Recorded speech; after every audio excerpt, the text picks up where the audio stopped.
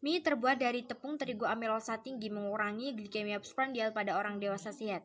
Penulis Kim Ang, Carol Borgi, Haley Fenton, Ahmad Regina, Marcus Newbery, dan Development, Domenico Laviandra, Sarah Grevenier, Wendy Han, dan Vicky Solah.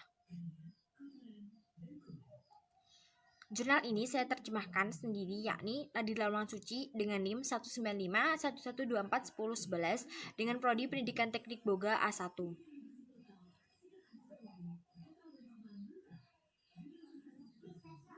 Introduction. Pertama, yaitu ada ringkasan materi dan kriteria subjek. Yang kedua, mie yang terbuat dari tepung beramilosa tinggi.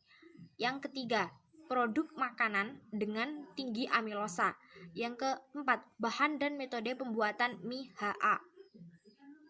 Kemudian ada ringkasan pendahuluan. Mie yang berasal dari Cina secara tradisional merupakan makanan pokok penduduk Asia yang sudah menjadi produk makanan yang sangat populer di dunia. Biasanya mie terbuat dari olahan tepung terigu.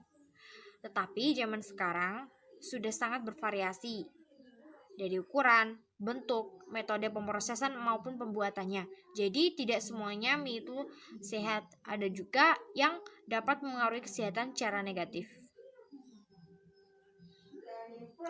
Nah, kebanyakan mengonsumsi mie itu akan mengakibatkan salah satunya adalah penyakit diabetes tipe 2. Kenapa? Karena pankreas tidak menghasilkan insulin dalam jumlah yang memadai atau tubuh tidak mampu menggunakan insulin yang tersedia dengan benar. Biasanya diabetes tipe 2 ini terjadi pada orang yang obesitas atau gemuk. Diabetes tipe 2 ini sebelumnya dikenal dengan diabetes onset.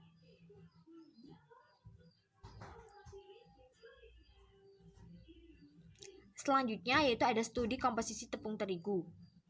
Di dalam jurnal dijelaskan bahwa glikemia postprandial ini kemungkinan dipengaruhi oleh orang yang banyak mengonsumsi karbohidrat.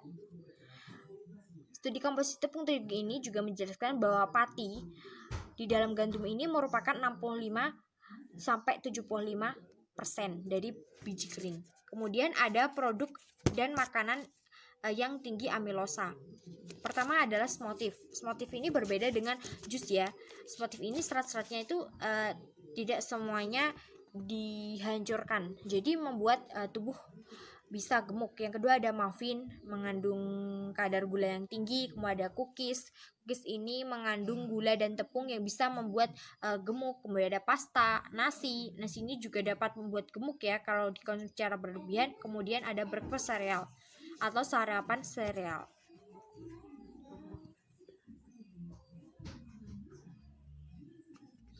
Nah, selanjutnya yaitu ada bahan dan metode pembuatan mie HA.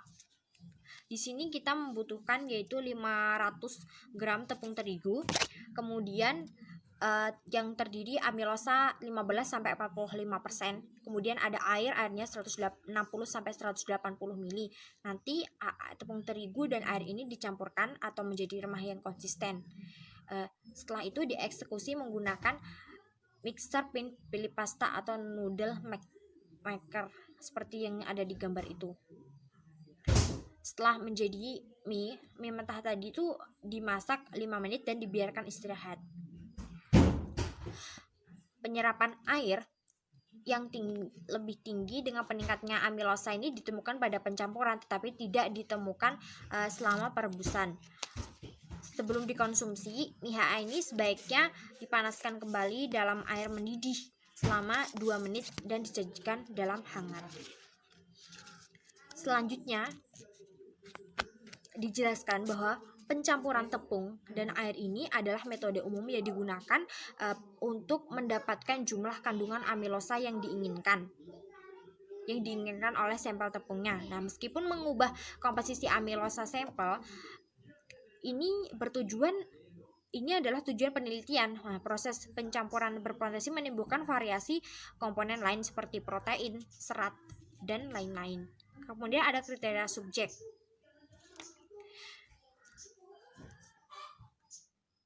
Laki-laki dan perempuan dewasa muda yang sehat dengan indeks massa tubuh antara 18,3 hingga 23 3,5 usia 20 hingga 26 tahun.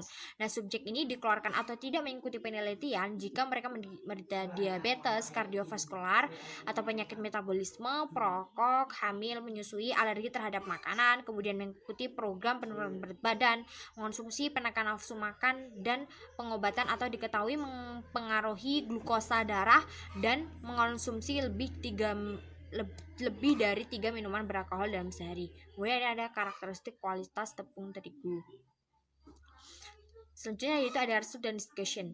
Pertama ada grafik pengaruh konsumsi mie dengan tepung amilosa tinggi, kemudian yang kedua rantai amilosa yang besar dan panjang, yang ketiga yaitu ada hasil karakteristik dasar subjek, yang keempat produk makanan yang bisa mengurangi GR.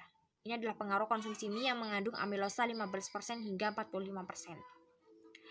Grafiknya. Kemudian telah dihipoteteskan bahwa sebagian besar rantai amilosa yang besar, panjang, kompak adalah terkonsentrasi di dalam inti butiran dengan jumlah yang kecil dari rantai amilosa pendek diselingi dengan kelompok amilopektin yang terdiri dari pinggidan. Di sini dijelaskan bahwa struktur amilosa yang besar dan panjang ini melimpah di bagian inti dan menjadi gelatin saat dimasak. Amilosa memiliki ikatan hidrogen yang luas ya teman-teman, yang membutuhkan lebih banyak energi untuk istirahat. Nah, oleh karena itu suhu gelatinisasi ini meningkat dan kandungan amilosanya melonjak lebih tinggi. Nah, ini berkontribusi untuk mengurangi gelatinisasi, menghambat enzim aksesibilitas, dan kemudian mengurangi laju pencernaan di dalam tubuh.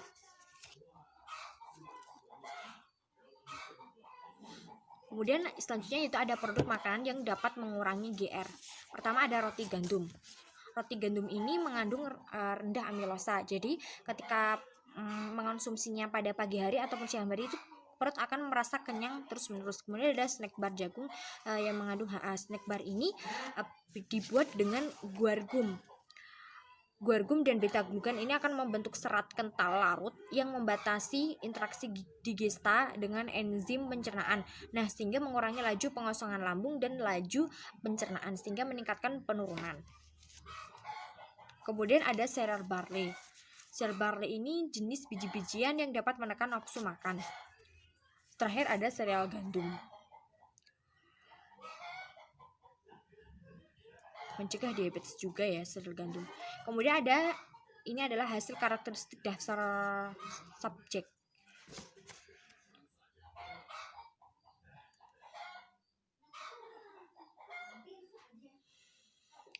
Terakhir adalah kesimpulan. Mie yang terbuat dari tepung terigu amilosa tinggi ini menurunkan glikemia postprandial pada orang dewasa yang sehat dan ditandai dengan konsentrasi glukosa darah yang jauh lebih rendah dan penurunan 3,4% dalam respon glikemik. Temuan ini dapat membantu mengurangi resiko perkembangan penyakit yang berhubungan dengan diet seperti diabetes mellitus tipe 2 melalui modifikasi pola makan atau mengonsumsi makanan yang sudah dijelaskan tadi ya, dengan diperkenalkannya mie HA juga sebagai makanan gizi yang seimbang.